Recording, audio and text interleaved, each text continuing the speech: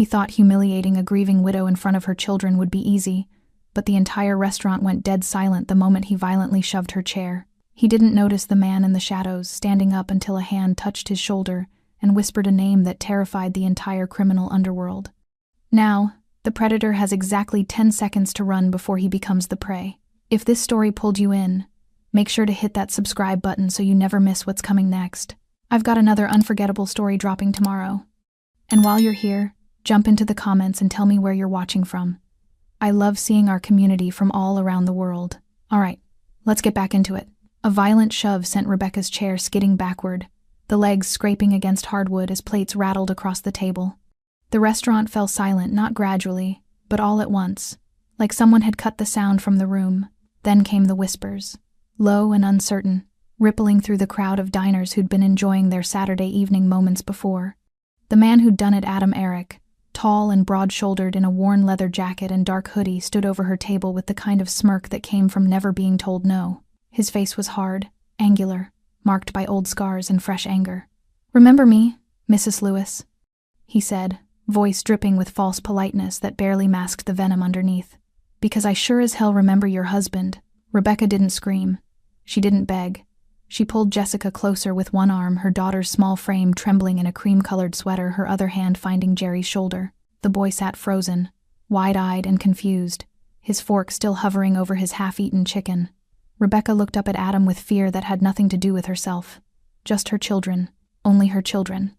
"Please," she whispered, hating how small her voice sounded. "Not in front of my kids." Adam leaned closer, his boot knocking against the table leg. A water glass tipped, spilling across the wood. "Your kids?" He laughed short, bitter. "My brother had kids too.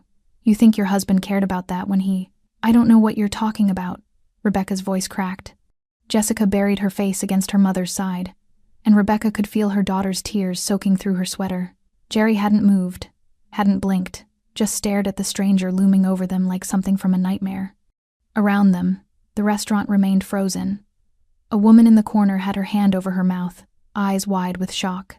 A man in a burgundy sweater stood halfway out of his seat, clearly debating whether to intervene. Others simply stared, phones out, recording the chaos for social media or evidence. Rebecca couldn't tell which. Adam's hand slammed down on the table, making the plates jump. "Don't play dumb with me. Your husband destroyed my family, took everything we had and walked away like it was nothing. My husband is dead." Rebecca's words came out sharper than intended, edged with grief that still felt too raw to touch. "He died 2 years ago. Cancer. Whatever you think he did. I don't think. I know." Adam straightened, rolling his shoulders back like a fighter preparing for a match. He scanned the room, seemed to feed off the attention, the fear. He owed a debt, and debts don't die just because the man who made them does. That's when the air in the room changed. The steady click of dress shoes on hardwood cut through the tension, too deliberate to be casual, too measured to be rushed. Rebecca heard it first, felt something in her chest loosen just slightly. A few heads turned toward the entrance. Adam, caught up in his own performance, didn't notice. The man approaching wore all black tailored slacks, a crisp button-down shirt beneath an expensive coat that caught the restaurant's warm lighting. Dark hair, composed features, moving with the kind of calm that only comes from absolute certainty. His eyes, dark and steady, locked onto Adam's back with the focus of a predator who'd already decided how this would end. Rebecca recognized him immediately. Oliver Cordero. He stopped directly behind Adam, close enough that the temperature seemed to drop around them. When he spoke, his voice was quiet, almost gentle, but it carried through the entire restaurant like a bell. "Adam." The name hung in the air like a verdict. Adam stiffened. The smirk slid off his face, replaced by something that looked like confusion, then recognition, then pure, visceral fear. He turned slowly, and Rebecca watched his confidence collapse in real time.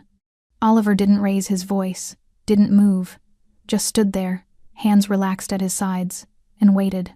Mr. Cordero." Adam took a step back, nearly tripping over his own feet. His bravado evaporated like steam. "I didn't. I wasn't." "You weren't what?" Oliver's tone remained calm, conversational even, but there was steel underneath. "You weren't threatening a widow and her children in a public restaurant? You weren't violating rules you know exist for very specific reasons?" Adam's mouth opened, closed. He glanced around desperately, as if looking for an exit or an ally. He found neither. Oliver took one step forward. Just one. It was enough. Rebecca Lewis and her children are under my protection, Oliver said, each word precise and deliberate. They have been since the day her husband passed. You knew this. Or you should have. I didn't, no one told me. Adam's voice cracked, years of manufactured toughness crumbling. I just wanted what you wanted, Oliver interrupted softly. Stopped mattering the moment you touched that chair. The restaurant was so quiet Rebecca could hear her own heartbeat. Jessica had stopped crying but still clung to her mother's arm. Jerry finally moved, turning to look at Oliver with the wide-eyed fascination only children have for things they don't understand. Oliver's gaze shifted briefly to Rebecca. Their eyes met, and in that moment, she saw something she hadn't expected: an apology. Not for Adam, but for the fact that the past had reached her at all, for failing to close every door, seal every crack. I promised him, Oliver said, still looking at Rebecca, though the words were clearly meant for Adam. And I don't break promises. He turned his attention back to Adam, and the temperature dropped another degree. You have 10 seconds to leave this restaurant. You will not contact Mrs. Lewis again. You will not speak her name. You will not acknowledge her existence. He paused, letting the silence stretch. Do you understand? Adam nodded frantically, backing toward the exit. Yes, I understand. I'm sorry, 9 seconds. Adam ran. The door swung shut behind him with a soft chime that felt absurdly cheerful given the moment. The restaurant remained frozen for another beat. Then slowly, cautiously, conversations began to resume. Silverware clinked. Someone coughed. Life trying to return to normal, though everyone knew they'd just witnessed something that couldn't be unseen. Oliver stood still for a moment longer, his eyes tracking Adam's retreat through the front windows. Satisfied, he finally turned fully to Rebecca's table and lowered himself to one knee, a deliberate choice to appear less intimidating to the children. I'm sorry, he said quietly, meeting Rebecca's eyes. I thought I'd handled everything. Rebecca couldn't find words. Her hands were shaking. Jessica peeked out from behind her mother's arm, studying Oliver with cautious curiosity. Jerry, bolder, leaned forward slightly. Are you the man Mom said was coming to dinner? Jerry asked. Oliver's expression softened just barely, but enough. Yes, and I believe we were supposed to talk about dessert. The nightmare always started the same way. Rebecca would be standing in their old kitchen, the one with the yellow curtains she'd sewn herself, and the crack in the linoleum they'd always meant to fix. Her husband would be at the stove, humming something off-key, flipping pancakes for the kids on a Sunday morning. Jessica would be laughing at the table. Jerry would be reaching for the syrup with sticky fingers. Then she'd blink, and the kitchen would be empty, the curtains gray, the crack wider, and she'd remember he was gone. Had been gone for 2 years, 3 months, and 16 days. Rebecca woke from the dream at 3:47 a.m., just like she had nearly every night since the funeral. The rental house was silent except for the hum of the refrigerator and the occasional creak of settling wood. She lay in the darkness, staring at the water stain on the ceiling that looked like a map of somewhere she'd never go, and tried to remember how to breathe through the grief. The bed felt too big. It always did. She'd sold their house 8 months after he died, couldn't afford the mortgage on a waitress's salary, couldn't bear to walk past his empty office every morning. This rental was smaller, cheaper, in a neighborhood where she didn't know anyone and no one asked questions. Jessica had cried for a week. Jerry had asked if Daddy would know where to find them in heaven. Rebecca had lied and said yes. She pulled herself out of bed at 4:15, knowing sleep wouldn't return. The medical bills sat on the kitchen counter where she'd left them, unopened envelopes stacked like accusations, $47,000 in debt. Even with insurance, even with the payment plans, the numbers never seemed to shrink. She made coffee in the machine her husband had bought her 3 Christmases ago, back when their biggest worry was whether Jessica would make the soccer team. The coffee tasted like ash, but she drank it anyway. By 6:30, she had the kids up and moving through their morning routine, with the efficiency of someone who'd learned that structure was the only thing keeping chaos at bay. Jessica, 9 years old now and too serious for her age, dressed herself and helped Jerry find his missing shoe. Rebecca packed lunches with whatever she could stretch from the grocery budget, peanut butter sandwiches, carrot sticks, the bruised apples she'd gotten on discount. Mom? Jessica stood in the doorway, backpack already on, looking at Rebecca with those eyes that saw too much. Are you okay? Rebecca forced a smile. I'm fine, sweetheart. Just tired. You're always tired. There wasn't accusation in Jessica's voice, just observation. The kind of painful clarity children develop when they're forced to grow up too fast. Rebecca wanted to tell her that yes, she was exhausted from working double shifts, from crying in the shower where the kids couldn't hear, from pretending that everything would be okay when she had no idea if that was true. Instead, she said, "I know, but we're managing, right?" Jessica nodded slowly, unconvinced but willing to play along. Jerry bounded into the kitchen, oblivious to the weight of the moment, and announced he'd decided to be an astronaut when he grew up. The tension broke. Rebecca drove them to school in the hand-me-down sedan that made a noise she couldn't afford to have checked, kissed them both goodbye, and watched them disappear into the building. Then she sat in the parking lot and cried for exactly 5 minutes timed on her phone, before wiping her face and driving to her shift at the diner. Work was work. Refilling coffee cups, taking orders, smiling at customers who didn't see her as a person, just a function. Her feet ached by hour 3. By hour 6, she'd stopped feeling them at all. Tips were decent $73 by the end of her shift, which meant she could put off deciding which utility bill to pay late this month. It was during her break, sitting in the back alley with a stale croissant she'd salvaged from the day-old basket, that her phone rang. Unknown number. She almost didn't answer. Creditors had a way of calling at the worst times, but something made her pick up.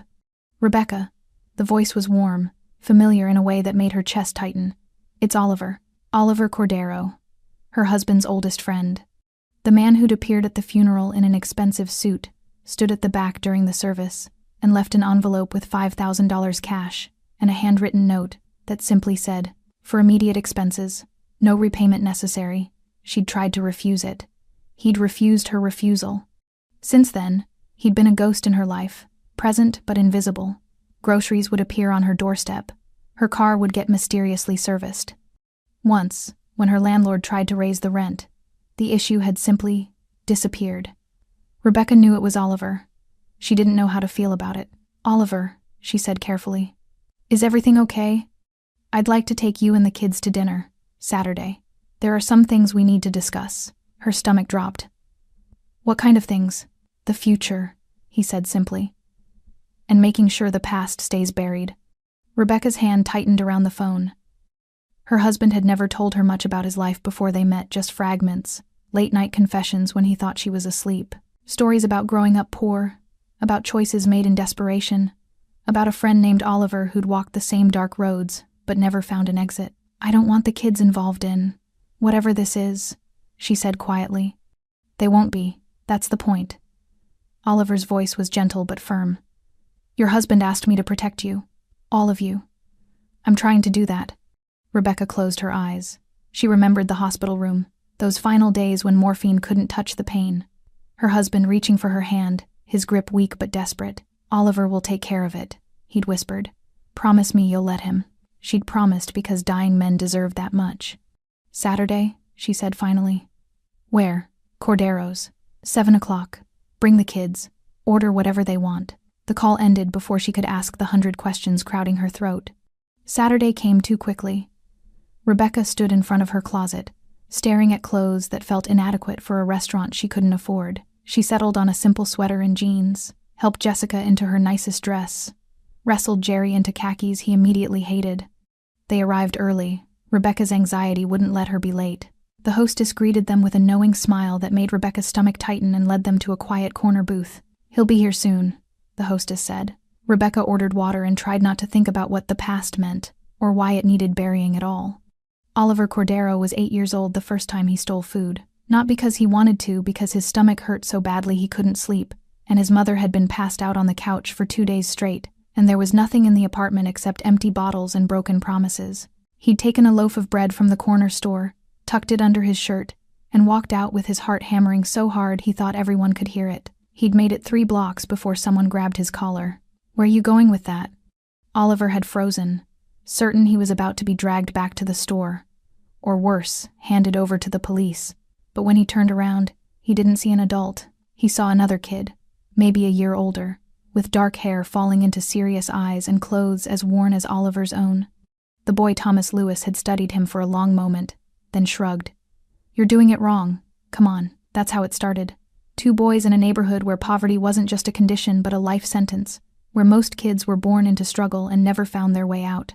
They became inseparable not because they chose friendship, but because survival demanded it. Thomas taught Oliver how to steal properly, how to blend in, how to read body language, how to know when to run. Oliver taught Thomas how to fight, really fight, not the wild swinging most kids did, but calculated, efficient violence that ended confrontations before they started. By 12, they were running errands for the older guys in the neighborhood. Small things at first, deliveries, lookout duty, holding packages they knew better than to open. The money wasn't much, but it was more than their parents ever provided. Oliver's mother drank herself to death when he was 14. Thomas's father disappeared around the same time, leaving behind nothing but unpaid rent and a reputation for gambling debts. The boys moved into a basement apartment together, splitting the rent with money earned from increasingly dangerous work. They were 15 when they started carrying weapons, 16 when they first crossed the line from petty crime into something darker. Thomas hated it, Oliver could tell. Could see it in the way his friends' hands shook after certain jobs, the way he'd stare at the ceiling at night instead of sleeping. But neither of them knew how to stop. The neighborhood had its teeth in them, and letting go meant falling into something worse. "We could leave," Thomas said one night, lying on the floor of their apartment because the mattress had bed bugs they couldn't afford to treat. "Just take what we've saved and go somewhere else. Start over." Oliver had laughed, not cruelly, but without hope. "And do what? We've got no education. No skills except the ones that get you arrested. Where exactly do you think we'd go?" Thomas hadn't answered. But Oliver had seen something in his friend's eyes that night, a hunger for something different, something clean. It scared him more than the violence ever had. Everything changed when Thomas met Rebecca. She was a student at the community college, working part-time at a coffee shop near their neighborhood. Thomas had gone in to get warm one winter afternoon and come out talking about a girl with kind eyes who'd given him free coffee and asked if he was okay. "She looked at me like I was a person," Thomas had said, wonder in his voice. "Not a threat, not a mark, just a person." Oliver had rolled his eyes, certain it was infatuation that would burn out quickly. But Thomas kept going back, kept talking to her. And slowly, something in him began to shift. Rebecca never asked what Thomas did for money. Maybe she knew, maybe she didn't want to know. But she represented something he'd never had. The possibility of a different life. A future that didn't end in prison or a body bag. "I'm getting out," Thomas told Oliver one night, 6 months after meeting Rebecca. They were sitting on the fire escape of their building, watching police lights flash somewhere in the distance.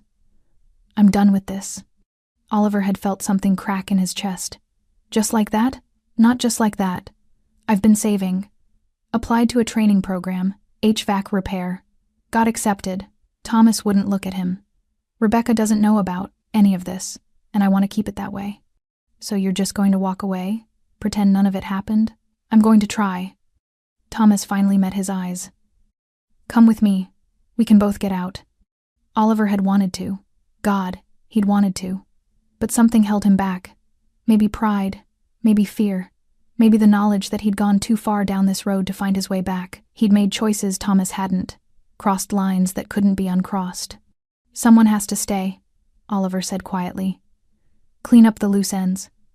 Make sure nobody comes looking for you." Thomas had gripped his shoulder, hard. "I don't want you doing that for me. I know." Oliver had forced a smile. "But I'm doing it anyway." They'd sat in silence for a while, both understanding that something was ending. A partnership, a brotherhood. The only family either of them had ever really known. "If you ever need anything," Oliver had said finally, "you call me. Doesn't matter what it is. Doesn't matter when. You call, and I come." Thomas had nodded, throat working. "Same goes for you. You ever want out, you ever need help, I know where to find you." Oliver had kept his word. He'd stayed behind, absorbed the debts Thomas left, smoothed over the complications that came with walking away from that life. It hadn't been easy. There were people who took leaving as betrayal, who saw Thomas's departure as weakness that needed to be punished. Oliver had handled them, quietly, definitively. He'd watched from a distance as Thomas built a new life, married Rebecca in a small ceremony Oliver attended from the back row, unnoticed. Had children Jessica, then Jerry. Bought a modest house in a decent neighborhood. Became the kind of man who coached Little League and fixed neighbors' broken faucets, and never mentioned where he came from. Oliver had been proud, and grateful that at least one of them had made it out. They'd spoken occasionally over the years, brief calls, careful conversations that never went too deep. Thomas never asked about Oliver's life. Oliver never volunteered information, but the bond remained, stretched thin by distance and circumstance, but never fully broken. When Thomas got sick, Oliver had visited the hospital once. Just once. Thomas had looked at him with eyes hollowed by pain and chemotherapy and said 5 words that would define the rest of Oliver's life. "Promise me you'll protect them," Oliver had promised. And Oliver Cordero never broke a promise. The hospital smelled like disinfectant and despair. Oliver had been in plenty of hospitals before stitching up knife wounds in emergency rooms at 3 a.m., visiting associates who'd taken bullets meant for someone else, identifying bodies in basement morgues. But walking into Street Michael's oncology wing felt different, heavier, like the building itself was holding its breath. Thomas was in room 407, 4th floor, East Wing. Oliver had memorized the number from the text Rebecca had sent 3 days earlier. "He's asking for you. Please come." He'd put it off as long as he could not because he didn't care, but because seeing Thomas like this would make it real, would confirm that the boy who'd taught him how to pick locks and dream of something better was dying, and there wasn't enough money or muscle in the world to stop it. The door was slightly ajar. Oliver stood outside for a moment, gathering himself, then knocked softly. "Come in." Rebecca's voice, tired but steady. She sat in a chair beside the bed, holding Thomas's hand. Her eyes were red-rimmed, her hair pulled back in a messy ponytail. She looked like she'd been there for days without sleep. When she saw Oliver, something like relief crossed her face. "Thank you for coming," she said quietly. Oliver nodded, unable to speak. His eyes went to the bed. Thomas looked nothing like the man Oliver remembered. The cancer had hollowed him out, left him gaunt and pale, hooked up to machines that beeped steadily, measuring out what little life remained. But when his eyes opened and found Oliver standing there, they still held that familiar spark, the same determination that had carried them both through childhood. "You look terrible," Thomas said, his voice raspy but touched with humor. Oliver managed a smile. "You should see the other guy." Rebecca stood, squeezing Thomas's hand. "I'll give you 2 some time. I need coffee anyway." She paused at the door, looking back at Oliver. "Don't tire him out." When she was gone, silence settled over the room like snow. Oliver moved to the chair she'd vacated, sat down heavily. Up close, he could see how much effort it took for Thomas just to breathe. "How bad?" Oliver asked. "Weeks, maybe days." Thomas shifted slightly, wincing. "They stopped treatment last month. Nothing left to do but wait." Oliver's jaw tightened. "There are specialists, experimental trials.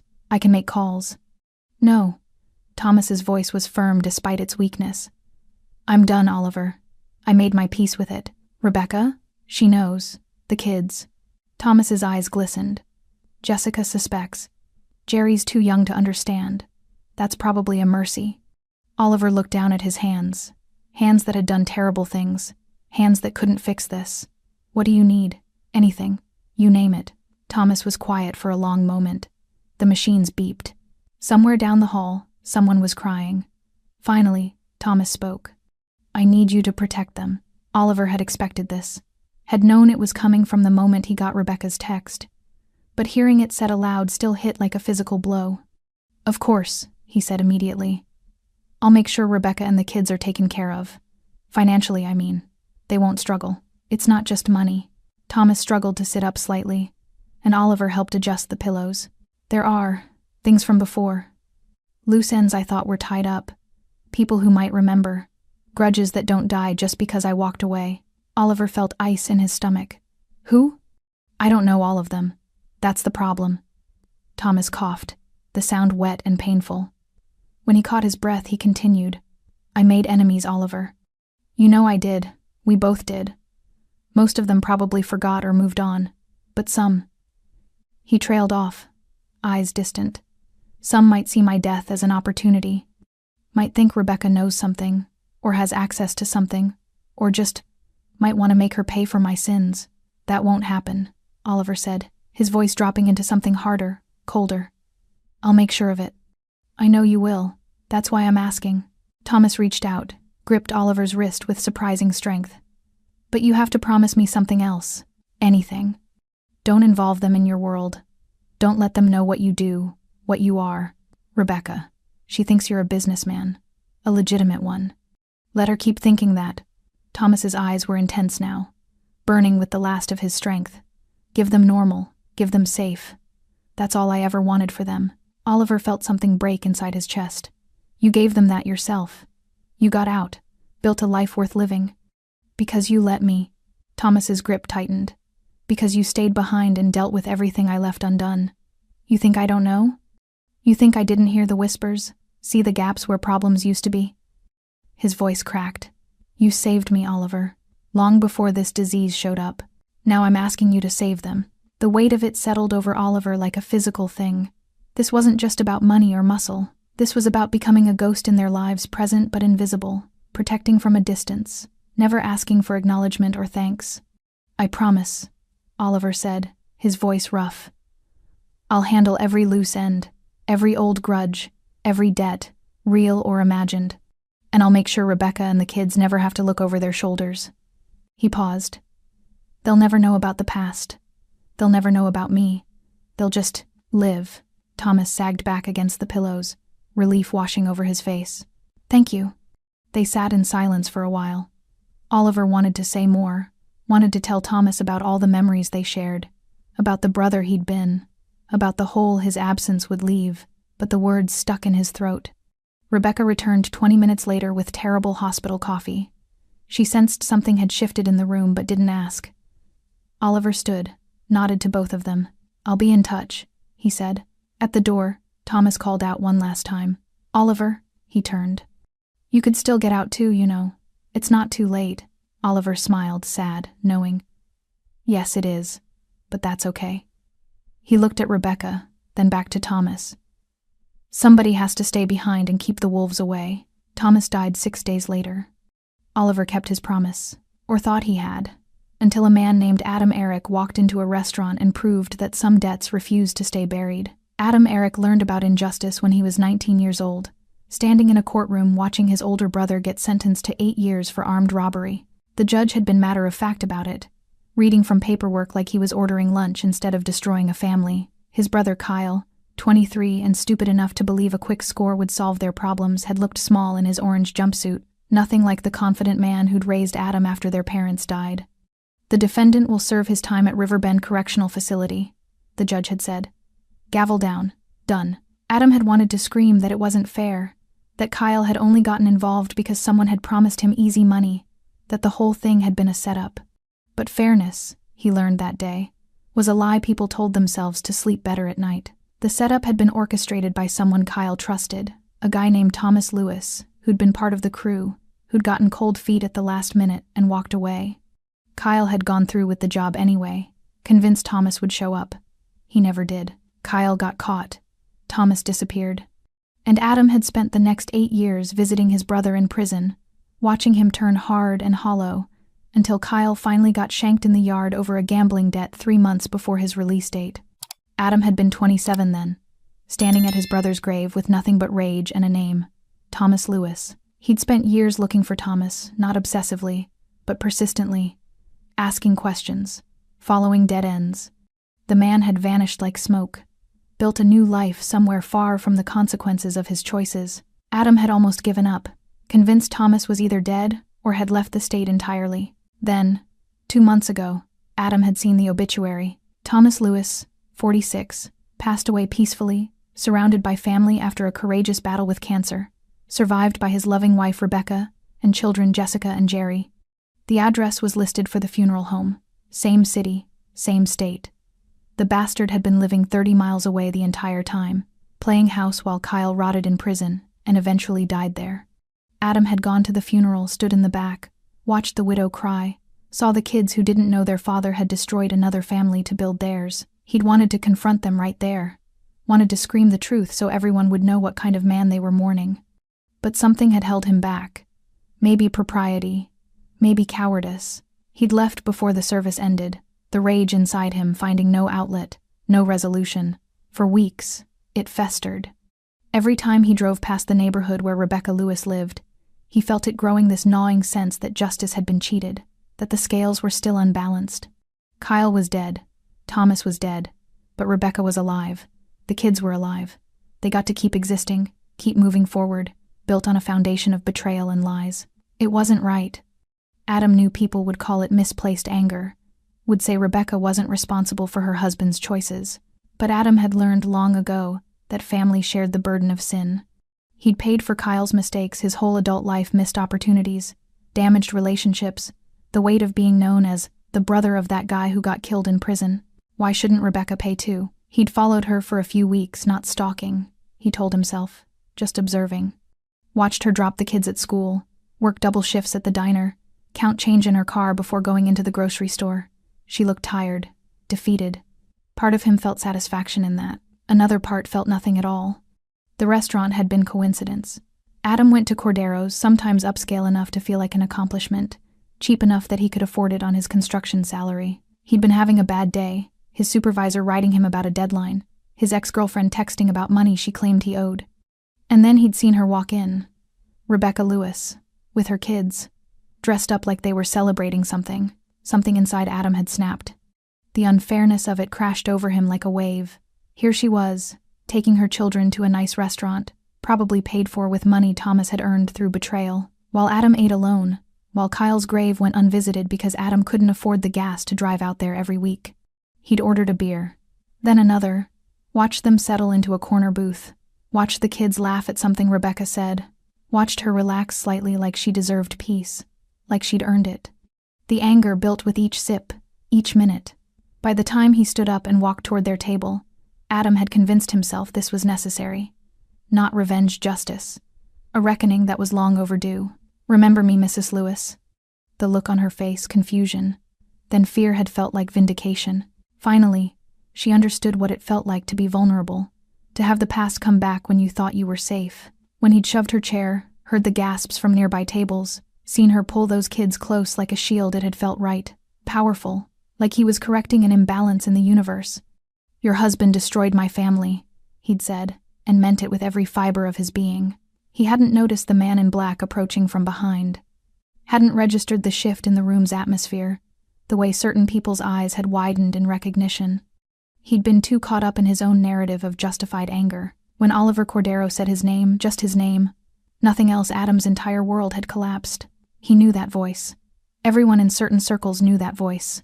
Oliver Cordero wasn't just connected, he was the connection. The man whose word moved money, ended careers, disappeared problems that needed disappearing. And Adam had just threatened someone under his protection. The realization hit like ice water. This wasn't justice. This was suicide. Mr. Cordero, he'd stammered, his righteous anger evaporating into pure survival instinct. I wasn't. But there were no words that would fix this. No explanation that would matter. Adam had violated rules he should have known existed, had crossed a line he couldn't uncross. When Oliver gave him 10 seconds to leave, Adam had taken 5. He'd actually run out of the restaurant and into the night, his heart hammering, his hands shaking. The injustice he'd felt so keenly moments before seemed suddenly trivial compared to the terror of what he'd almost brought down on himself.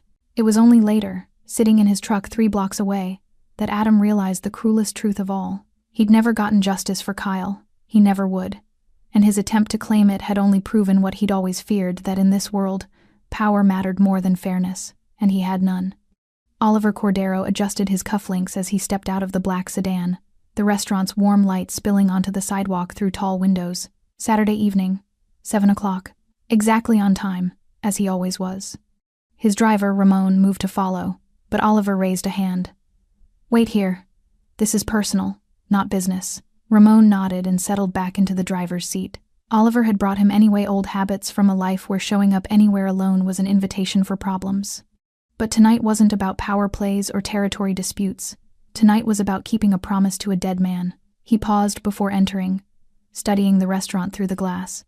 Cordero's wasn't his establishment despite the name coincidence that amused him, but he knew the owner had done enough favors over the years that his presence here carried weight. The staff would recognize him, so would certain patrons. That could be useful or problematic, depending on how the evening unfolded. Through the window, he spotted Rebecca's table in the corner. She sat with her back partially to him, Jessica beside her, Jerry across from them. The booth he'd specifically requested, quiet, private, but with clear sightlines to the entrance. Rebecca looked tense even from this distance, her shoulders tight, her hands fidgeting with the menu. He'd done that to her. The uncertainty, the anxiety of not knowing what this dinner really meant, Oliver felt a pang of guilt but pushed it aside. Better nervous than unprotected. He was about to push open the door when movement inside caught his attention. A man approaching Rebecca's table. Tall, broad-shouldered, wearing a leather jacket and hoodie despite the restaurant's business-casual atmosphere, moving with the aggressive confidence of someone looking for confrontation. Oliver's hand froze on the door handle. His mind, trained by decades of reading situations before they exploded, processed everything in seconds. The man's posture, his trajectory, the way other diners were already shifting uncomfortably in their seats. This wasn't a waiter. Wasn't a friend. This was a problem. Oliver's expression didn't change. Years of practice had taught him to keep his face neutral, even when his mind was calculating angles and outcomes. He watched through the glass as the man reached Rebecca's table, saw her look up in confusion. Then the man shoved her chair backward. The restaurant froze. So did Oliver, but only for a heartbeat. Then he moved. He entered through the main door with the same measured pace he used for everything. Not rushing, not hesitating. Panic accomplished nothing. Control accomplished everything. The hostess started to greet him, but fell silent when she saw his face, stepping aside instinctively. Oliver's eyes never left the man's back as he crossed the dining room. He could hear the confrontation now, the man's voice carrying through the silence. "Your husband destroyed my family. Interesting." This was about Thomas. Then, Oliver cataloged the information automatically. Male, late 20s to early 30s, personal grievance, emotional rather than professional. Someone Thomas had wronged in the past or believed he had. Someone Oliver should have found and handled 2 years ago. His jaw tightened. This was his failure. He'd promised Thomas he would clean up every loose end, neutralize every potential threat. Clearly, he'd missed one. As he approached, Oliver studied the man more carefully. The slight sway in his stance suggested alcohol, not drunk, but working on it. The worn quality of his clothes spoke to working class, possibly struggling. The way he kept glancing around for validation from other diners revealed insecurity beneath the bravado. This wasn't a professional. This was a wounded man playing tough, convincing himself his pain justified cruelty. Oliver had dealt with 1,000 men like this. They were dangerous not because they were competent, but because they were unpredictable. Pain made people stupid. Grief made them reckless. He stopped directly behind the man, close enough that anyone with survival instincts would have felt his presence. The man didn't turn, too focused on Rebecca, on his performance of righteous anger. Oliver waited one more second, giving the man a chance to notice, to reconsider, to walk away on his own. But he didn't, so Oliver spoke. "Adam." Just the name, nothing else. But he said it the way he said everything important, quietly, clearly, with absolute certainty. The kind of voice that didn't need volume to command attention. The effect was immediate and total. Adam Eric went rigid like someone had poured concrete down his spine. The color drained from his face. His hands, which had been gesturing aggressively, dropped to his sides. Oliver watched him turn slowly, saw the exact moment recognition hit, saw bravado collapse into terror, saw a man realize he'd just made a catastrophic miscalculation. Mr. Cordero. Oliver didn't smile, didn't frown. Kept his expression completely neutral, a blank canvas onto which Adam could project every fear his imagination could conjure. It was more effective than any threat. "You weren't what?" Oliver asked softly, picking up the thread of Adam's stammering excuse. "You weren't threatening a widow and her children in a public restaurant?" Adam's mouth opened and closed soundlessly. Oliver let the silence stretch, watching him squirm. Around them, the restaurant remained frozen. Oliver was peripherally aware of the attention phones probably recording. Witnesses who would talk, that was fine. Let them watch. Let them see what happened when you violated his protection. "Rebecca Lewis and her children are under my protection," Oliver said, each word deliberate and precise. "They have been since the day her husband passed. You knew this. Or you should have." That last part was generous. Adam probably had no idea. But Oliver needed him to believe the ignorance was his own fault, that he should have known better, should have asked questions before acting. Fear worked better when people blamed themselves. "I didn't, no one told me." Adam's voice cracked. "I just wanted—" "What you wanted," Oliver interrupted, his tone still conversational, still quiet, "stopped mattering the moment you touched that chair." He stepped closer, not threatening, just closing distance. Adam flinched anyway. Oliver glanced past him to Rebecca. Their eyes met, and he saw confusion there, fear, and something else, recognition. She was putting pieces together, understanding that her husband's mysterious friend was something more, something dangerous. He owed her honesty. Later, after this was handled, "I promised him," Oliver said, still holding Rebecca's gaze, though the words were meant for Adam. "And I don't break promises." He turned his full attention back to Adam, and the temperature in the room seemed to drop. "You have 10 seconds to leave this restaurant. You will not contact Mrs. Lewis again. You will not speak her name. You will not acknowledge her existence." He paused, letting it sink in. "Do you understand?" Adam nodded frantically. Yes, I understand. I'm sorry, 9 seconds." Adam ran. Oliver stood perfectly still, watching through the windows as Adam practically sprinted down the sidewalk and disappeared into the night. Only when he was certain Adam was gone did Oliver allow himself to exhale slowly. One problem solved. But looking at Rebecca's pale face, at Jessica's wide eyes and Jerry's confusion, Oliver knew another problem had just begun. They knew now. Not everything, but enough. The protection he'd promised Thomas had just become visible. And visibility always complicated things. The silence that followed Adam's retreat felt like a living thing, thick and uncomfortable, pressing against the skin of everyone in the restaurant.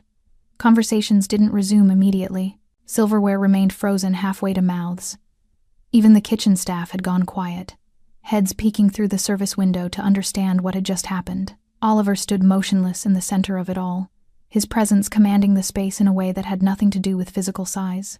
He was aware of the phones still recording, the whispered speculation beginning at nearby tables, the manager hovering uncertainly near the bar, but his focus was on the woman sitting in the corner booth, her arms wrapped protectively around 2 children who looked at him with expressions he'd seen 1,000 times before. The way people looked at things they didn't understand but instinctively knew to fear. He'd terrified them. Not intentionally, never intentionally, but the result was the same. Oliver moved slowly toward the table, each step deliberate, giving Rebecca time to process, to decide how she wanted to respond. He kept his hands visible, his posture open, non-threatening, despite the contradiction of what they'd just witnessed. When he reached the booth, he did something he rarely did for anyone.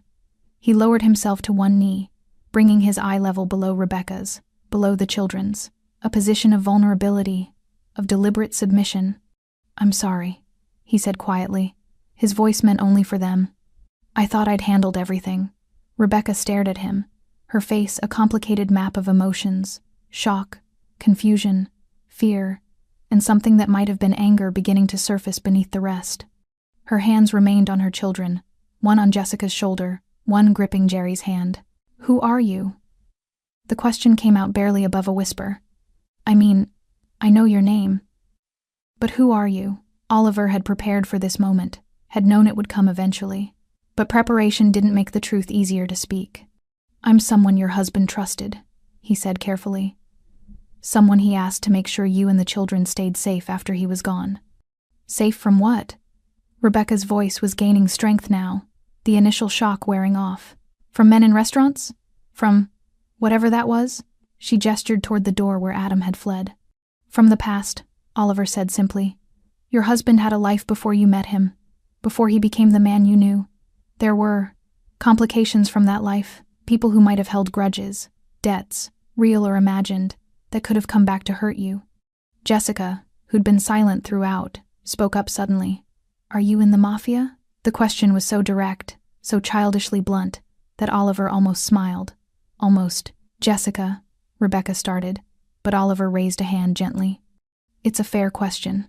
He looked at the 9-year-old, seeing the intelligence in her eyes, the way she was processing information faster than most adults.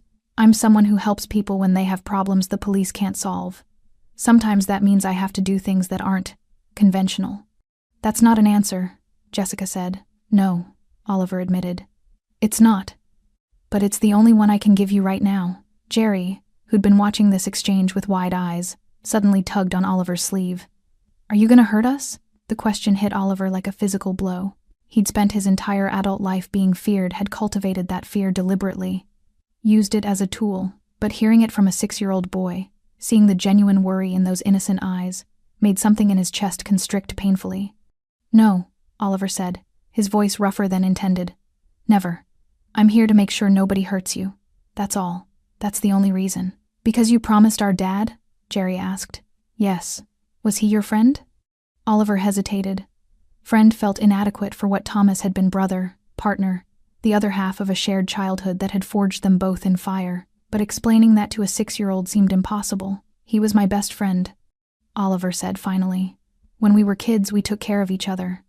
When we grew up, he chose a different path than I did, a better one. But we never stopped caring about each other. Rebecca's expression had shifted during this exchange, some of the fear replaced by something more complex. Thomas never told me about you. Not really. Just mentions here and there. My friend Oliver. I thought you were a businessman. I am, Oliver said, just not the legal kind. And that man Adam, what did Thomas do to him? This was the dangerous part. The truth could shatter whatever image Rebecca still held of her late husband. But lying felt wrong, disrespectful to both her and Thomas's memory. I don't know the specifics, Oliver said honestly. Your husband walked away from his old life when he met you. He built something clean, something good. But there were people from before who felt abandoned, betrayed. Adam's brother was apparently one of them. Was Thomas a criminal? Rebecca's voice was steady, but Oliver could hear the fear beneath it, not of him, but of the answer. He made choices in a difficult situation, Oliver said carefully. We both did.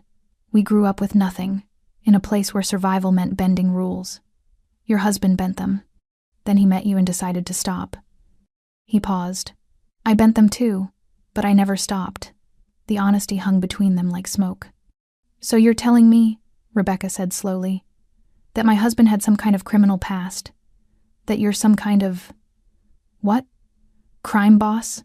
And you've been watching over us for 2 years without telling me any of this? Yes. Rebecca's laugh was sharp, almost hysterical. This is insane. This is… I don't even know what this is. It's protection, Oliver said quietly. It's me keeping a promise to a dying man that his family would never pay for his mistakes. That's all it's ever been. But we almost did. Rebecca's composure cracked, tears spilling over. That man was going to… he could have… my children were right there. I know. Oliver's voice carried genuine regret. Adam Eric was a name that slipped through. A oversight on my part. It won't happen again. How can you promise that?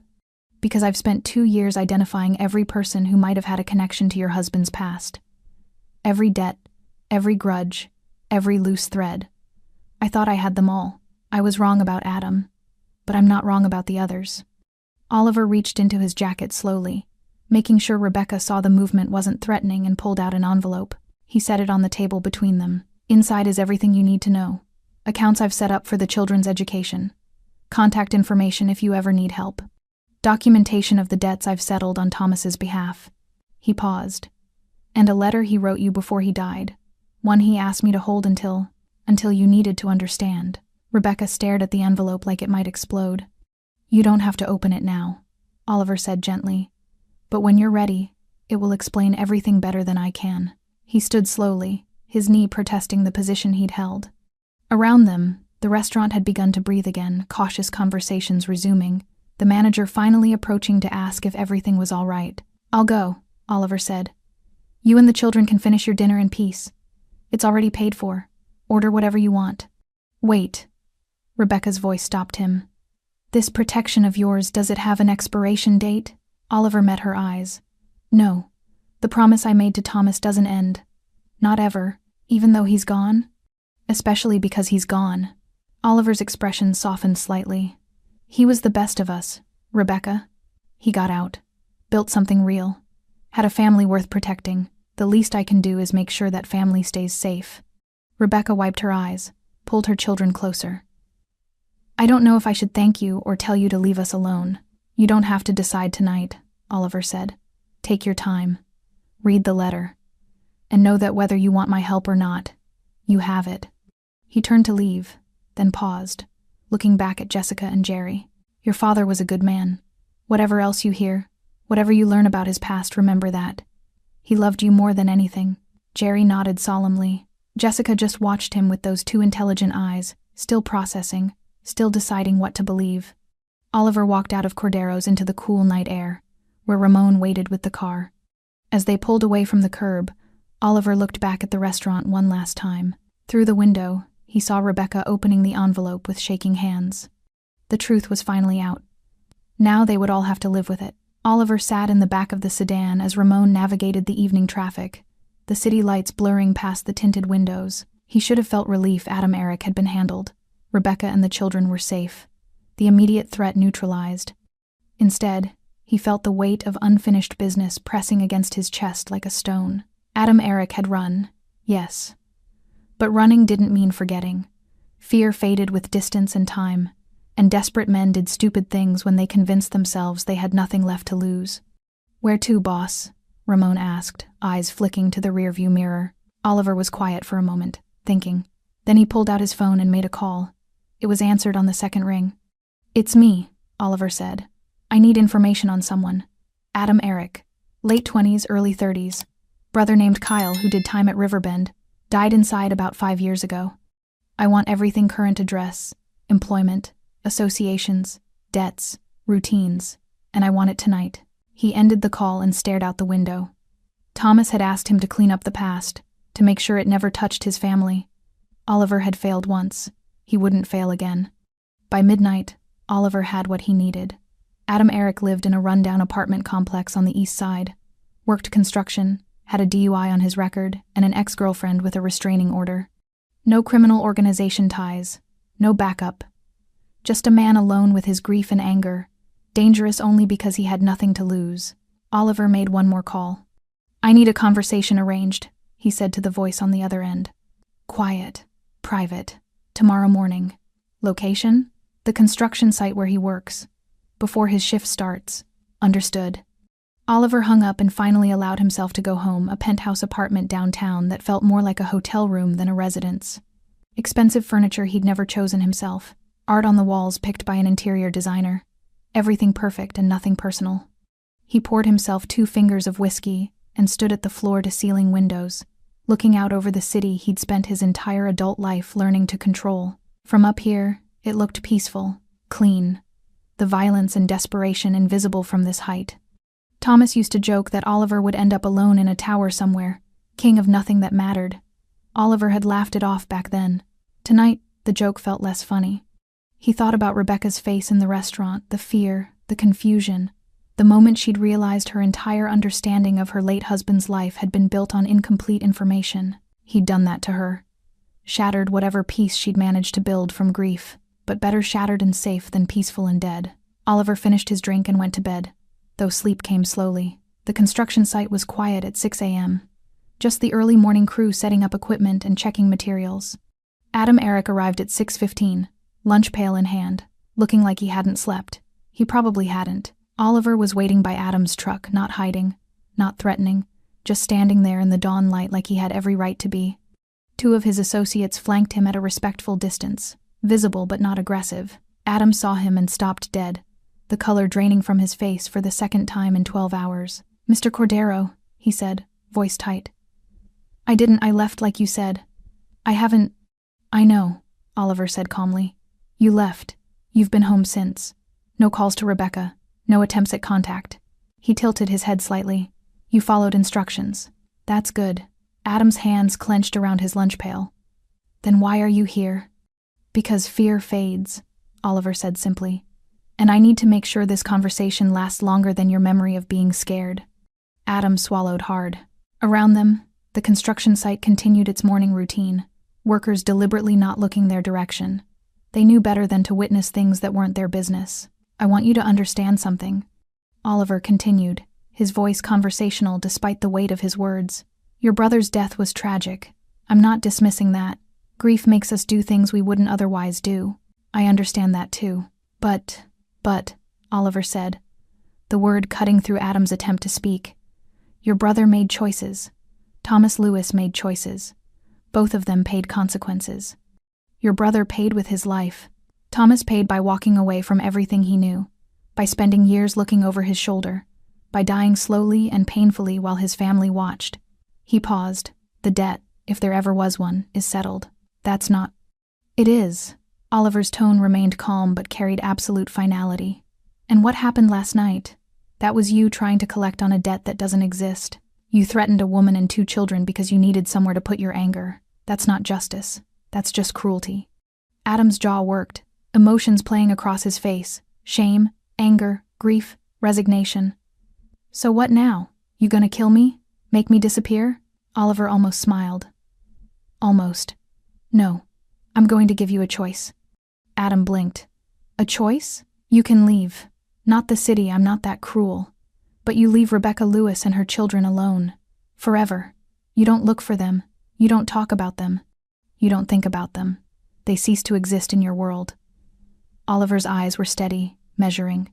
In return, I make sure your brother's grave gets properly maintained. Fresh flowers every month. The headstone you couldn't afford to replace, replaced. And a trust fund set up for any children you might have someday, so they don't grow up the way you and Kyle did. Adam stared at him like he'd spoken a foreign language. Why would you do that? Because your brother deserved better than he got. Because you deserved better than you got. Because I know what it's like to grow up with nothing and watch the system fail everyone you love. Oliver's expression remained neutral, but something flickered behind his eyes, old pain. Carefully contained. But none of that gives you the right to hurt innocent people. Especially children. And if I say no, then I handle this a different way. Oliver didn't elaborate. He didn't need to. The silence stretched between them, heavy with unspoken possibilities. Around them, the construction site hummed with activity, hammers, saws, the beep of backing equipment, normal life continuing while extraordinary negotiations happened in its shadow. Finally, Adam nodded. I'll stay away. Say it properly, Oliver said. So we're both clear. Adam took a breath. I'll leave Rebecca Lewis and her children alone. Forever. They don't exist to me anymore. Good. Oliver pulled an envelope from his jacket and handed it over. Information about the trust fund and the grave maintenance. It starts today. You'll get quarterly statements proving I'm keeping my end. Adam took the envelope with shaking hands, stared at it like he couldn't quite believe what was happening. One more thing, Oliver said quietly. If you ever break this agreement, if you so much as drive past their house or mention their names to anyone, the offer disappears. And so do you. Understand? Yes. Then we're done here. Oliver turned to leave, his associates following, then paused. Your brother was 23 when he died? Yeah. Same age Thomas and I were when we decided who we wanted to be, Oliver said, almost to himself. Kyle didn't get that chance. Make sure you do. He walked away, leaving Adam standing by his truck, holding an envelope that represented both mercy and warning. By the time Oliver's sedan pulled away from the construction site, the sun had fully risen. He pulled out his phone and sent a brief text to the contact who'd provided Adam's information. Matter closed. No further action required. The response came immediately. Understood. Oliver leaned back in his seat, finally allowing himself to feel the exhaustion that had been building since the previous evening. One loose end tied off, one promise kept, one more piece of Thomas's past buried properly. Back to the office, boss? Ramon asked. No, Oliver said quietly. Home. I need to sleep. But even as he said it, he knew sleep would be difficult, because somewhere across the city, Rebecca Lewis was reading a letter from her dead husband, learning truths that would change everything she thought she knew. And Oliver had no idea how she would react when she finished. Rebecca sat at her kitchen table long after the children had gone to bed. The letter spread out before her like evidence at a crime scene. She'd read it 3 times already, but the words still didn't feel real. My dearest Rebecca, if you're reading this, then Oliver has decided you need to understand. I wish I could be there to explain in person, to see your face and answer your questions. But since I can't, I'll try to put everything down here as clearly as possible. Before I met you, I was someone else. Not a different person exactly, but a different version of myself, harder, angrier, making choices I'm not proud of. Oliver and I grew up together in a neighborhood where survival meant compromising your morals or starving. We chose survival. Rebecca's hands trembled slightly as she turned to the second page. Thomas's handwriting, already shaky from the illness, became harder to read as the letter progressed. I won't detail everything we did. Some of it, you can probably guess. Some of it, I hope you never learn. But I want you to know that I never hurt anyone who didn't hurt us first. I never stole from people who couldn't afford to lose. I tried to have lines I wouldn't cross, even when crossing them would have been easier. When I met you, everything changed. You looked at me like I was worth something, like I could be better than I was. And I wanted to be that person, the one you saw when you looked at me. So I walked away, left that life behind. Oliver helped me do it, cleaned up the messes I left, made sure nobody came looking for revenge. A tear splashed onto the paper, smudging the ink slightly. Rebecca wiped her eyes, but more tears followed. I know this is a lot to process. I know you probably feel betrayed, lied to, and you have every right to feel that way. But I need you to understand something. Everything I built with you was real. Our home, our children, our life together, that wasn't a cover or a lie. That was me finally becoming the person I was always supposed to be. Oliver is a good man, Rebecca. I know that sounds strange given what he does, given the world he operates in, but he has honor. He keeps his word. When I asked him to protect you and the children after I'm gone, I knew he would do it no matter what it cost him.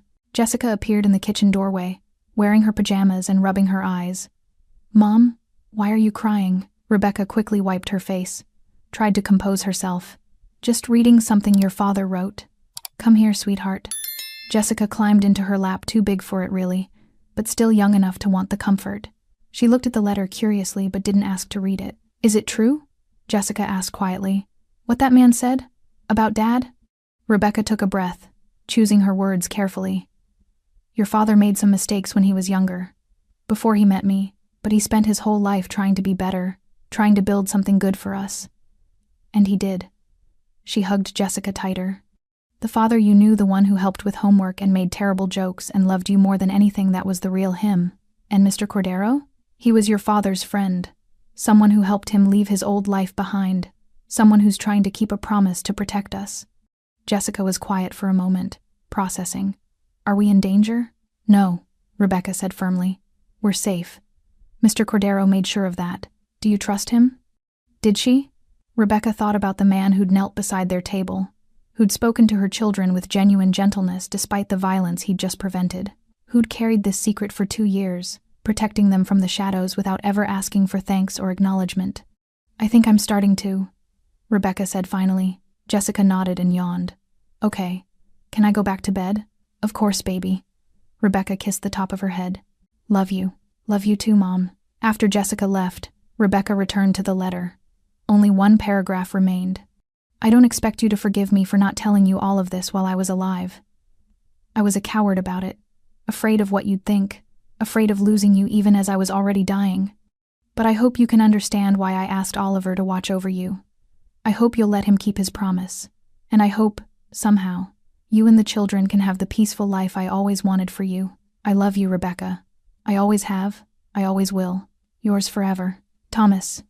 Rebecca folded the letter carefully, her tears finally slowing. The weight in her chest hadn't disappeared, the grief, the confusion, the strange new understanding of who her husband had been, but something had shifted.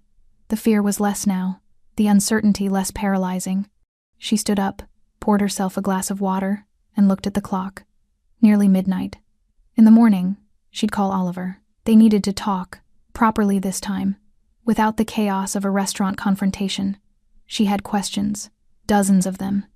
But tonight, she just needed to sit with this new reality, to grieve again not for the husband who died, but for the version of him she'd thought she knew. To make peace with the fact that love could be complicated, that people could be more than one thing, that the man who'd hurt others in his past could also be the man who'd loved her completely. Outside, the neighborhood was quiet. Streetlights cast long shadows. Somewhere, Oliver Cordero was probably awake too, wondering what she'd decided, whether she'd accept his protection or push him away. Rebecca looked at the letter one more time, then placed it carefully in a drawer where the children wouldn't find it.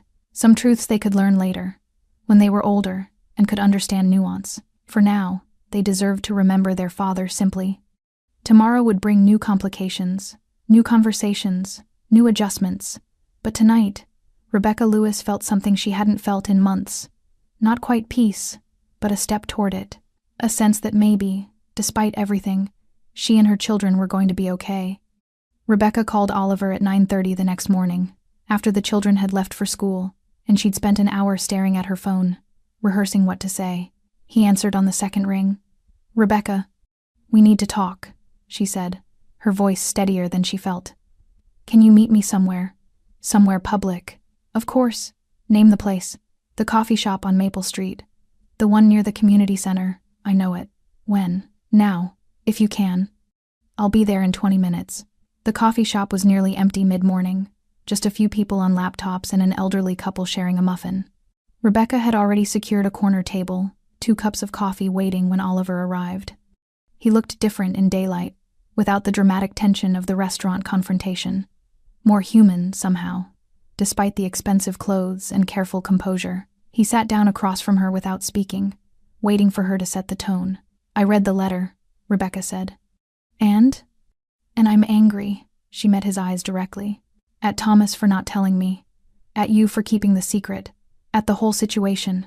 Oliver nodded slowly. "That's fair. But I also understand why he did it. Why you did it." Rebecca wrapped her hands around her coffee cup, needing something to hold on to. "He wanted to protect me from his past. You were honoring his wishes. I was trying to. The man last night, Adam, is he handled?" "Yes. He won't bother you again." "How can you be sure?" Oliver's expression remained neutral, but something flickered behind his eyes. "Because I gave him a reason to move on, and consequences if he doesn't." Rebecca didn't ask for details. She wasn't sure she wanted to know. "I have questions," she said. "A lot of them. About Thomas's past, about what you do, about what this protection really means. I'll answer what I can. Did my husband kill anyone?" Oliver was quiet for a moment. "Not that I know of. Thomas's crimes were mostly financial. Theft, fraud, money laundering. He was good with numbers, good at seeing angles. The violence was more my specialty. The casual way he said it should have been frightening. Instead, Rebecca found it almost refreshing, no lies, no sugarcoating. "And you? How many people have you killed?" "I don't keep count," Oliver said quietly. "And I won't pretend to be something I'm not. I've done terrible things, Rebecca. I'll probably do more before my life ends, but I've never hurt anyone who didn't choose to enter my world, and I've never touched innocence. Until last night, when you terrified my children." Oliver's jaw tightened. "That's the one thing I regret. I never wanted them to see that side of things. But Adam forced my hand." Rebecca studied him, this man who'd been a ghost in her life for 2 years.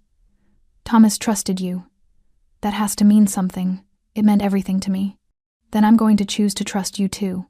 Not completely, not yet, but enough." She took a breath. "I need to know the protection continues, not just from random threats, but from this whole world you operate in. I need to know my children will never be pulled into it." "They won't be. You have my word. And your word means something?" "It's the only thing that does." Rebecca nodded slowly. "Okay. Then here are my terms. You protect us, but from a distance. No more surprise dinners. No more envelope deposits. If something happens that I need to know about, you tell me directly. No more secrets. Agreed. And my children, they don't get involved. Ever. I don't care what the situation is. That was always the plan." "Good." Rebecca surprised herself by reaching across the table, briefly touching his hand. "Thank you. For keeping him safe long enough to build a life with me. For keeping us safe after he was gone. I know I don't understand everything about your world, but I understand loyalty, and yours is rare." Oliver looked at her hand on his, something shifting in his carefully controlled expression. "He loved you more than anything. Used to talk about you and the kids constantly. How Jessica was getting good at math. How Jerry learned to ride his bike. He'd show me pictures on his phone like a proud parent at a PTA meeting. A ghost of a smile. It drove me crazy sometimes. But it also reminded me why I did what I did. Why I stayed in this life so he could leave it. Do you ever wish you'd left too?" "Every day," Oliver admitted. "But someone has to stay. Someone has to handle the things that need handling. Might as well be me." They sat in comfortable silence for a moment, both processing the strange new dynamic of their relationship. Not quite friends, not quite strangers. Something in between, bound by a promise to a dead man and a shared desire to protect what he'd left behind. "One more thing," Rebecca said. "The envelope you gave me last night. The accounts for the children's education, that's too much. It's what Thomas would have wanted." "Maybe.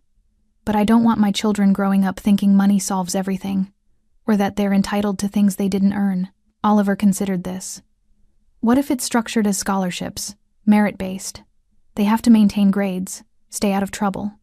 Think of it as Thomas investing in their future, not buying it." Rebecca smiled slightly.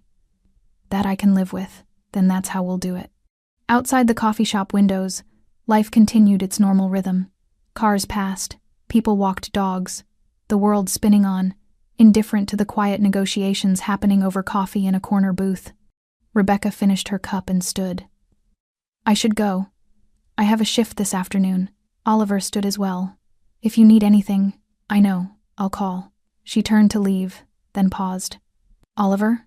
One last question. Yes? Are there others? Other people from Thomas's past who might show up? No. Adam was the last one. I've been thorough. Good. Rebecca adjusted her purse strap. Because I'm tired of surprises, and my children deserve to just be children for a while. They will be. That's the promise. Rebecca nodded and walked out into the sunlight, feeling lighter than she had in days. The grief hadn't disappeared, it never would, but the fear had receded, replaced by something steadier, something that felt almost like hope. Behind her, Oliver remained in the coffee shop, finishing his own cup and thinking about promises kept and futures protected. Somewhere across the city, Jessica and Jerry were in school, learning fractions and state capitals, blissfully unaware of the conversations happening on their behalf. And in a cemetery on the east side of town, Thomas Lewis rested beneath a simple headstone, his family safe, his debts settled, his legacy protected by the one person who understood what it meant to keep a promise even after death. The world continued turning, and in its turning, a widow and her children moved forward into whatever tomorrow would bring, not fearless, but protected, not perfect, but safe, and sometimes that was enough. Thanks for staying with this story right till the final moment. You're the reason these stories come alive. If you're ready for another powerful journey, just tap the next video on your screen. And before you go, leave a quick comment and rate this story from 1 to 10. I'm excited to see your thoughts and connect with you down there.